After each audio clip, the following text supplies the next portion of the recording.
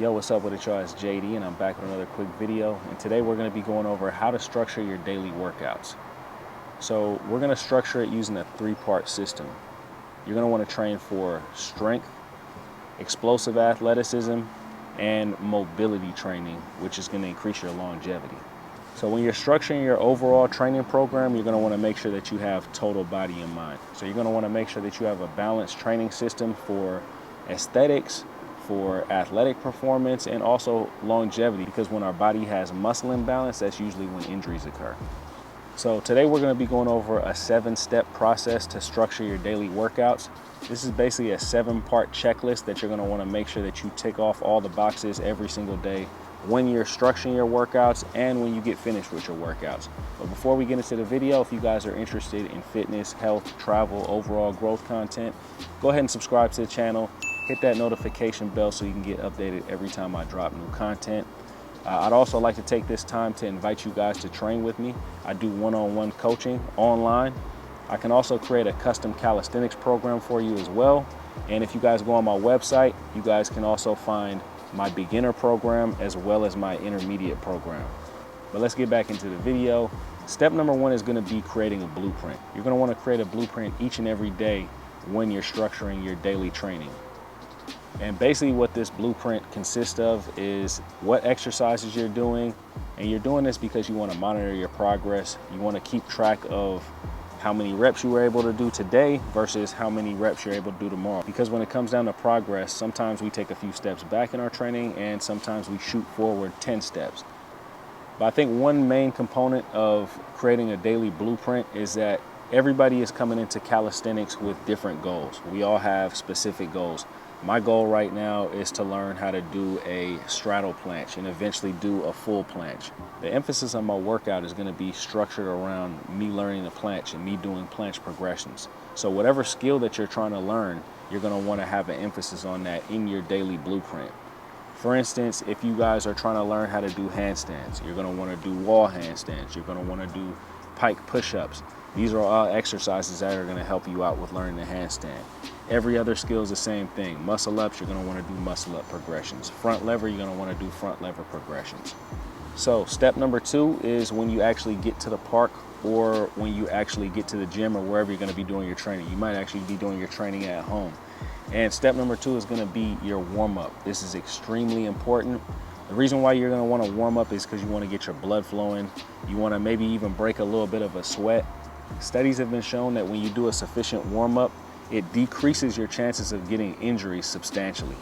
So when you think about longevity, you're really going to want to make sure that you hit that warm-up when you first start your workout. So an example of a warm-up would be maybe 15 minutes of jump rope, maybe do 2-minute intervals, or it can be something like jumping jacks. You might want to do like 5 sets of 25 jumping jacks. Step number 3 also can kind of be tied in with your warm-up, and it's going to be active stretching.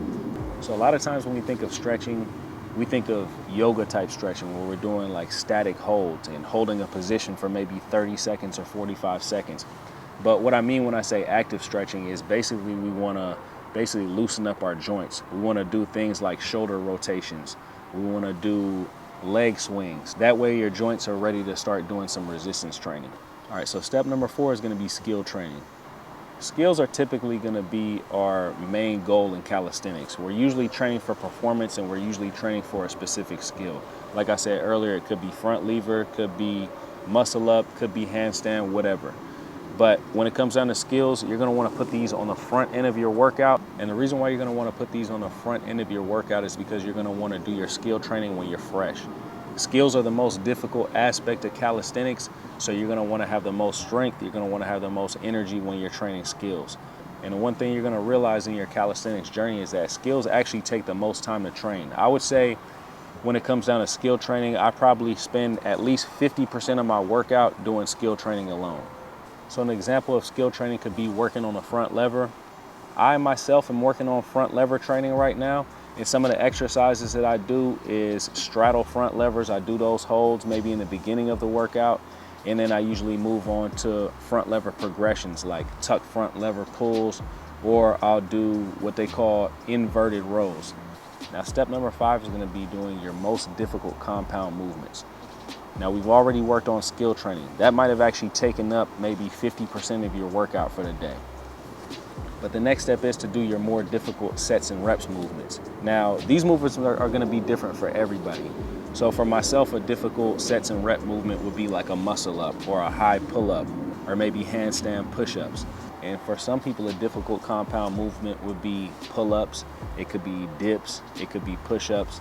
Depending on where you're at in your calisthenics journey, what level you're on, different exercises are going to be more difficult for different people. So an example of how you would structure maybe your more difficult calisthenics movements would be maybe do 5 sets of 10 pull-ups, or maybe you're going to do 5 sets of 8 box jumps.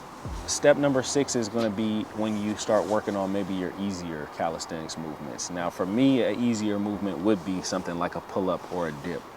But for somebody else, those movements might be something like a horizontal row or a bodyweight squat. Also, when it comes down to the easier compound movements, this is actually a good time to start working the stabilizer muscles. Some of the parts of the body that we typically ignore, especially us men.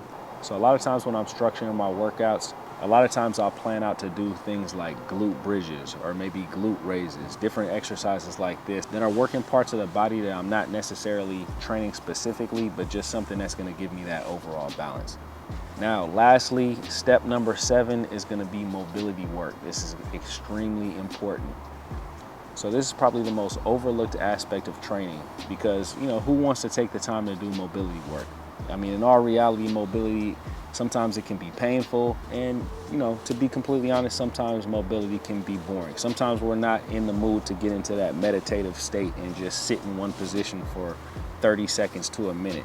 But it is extremely important. I think one reason it's important actually is the meditative process is actually kind of gives us a little bit of time to process what we just did, process, how our training session was for today, and also may be a good time to start thinking about what you want to do for the next day.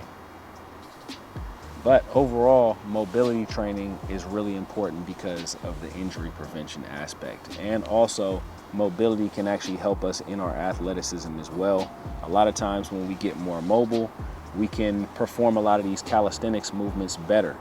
One example I'm going to give you guys that I'm personally working on is I'm actually working on my straddle mobility, because when it comes down to doing movements like straddle planche, straddle front lever, or even just straddle handstand push-ups, it's a lot easier when you can spread your legs a little bit wider. Now for somebody else, they might need to work on their shoulder mobility so they can do a full range of motion pull-up, or maybe they need that shoulder mobility because they need to be able to do a full range of motion dip.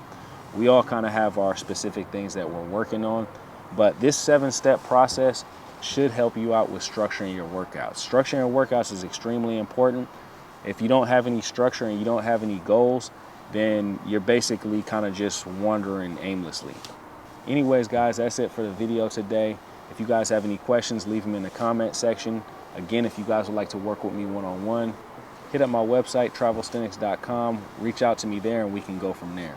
Hope everybody's having a great day out there. I'll holler at you guys later. Peace.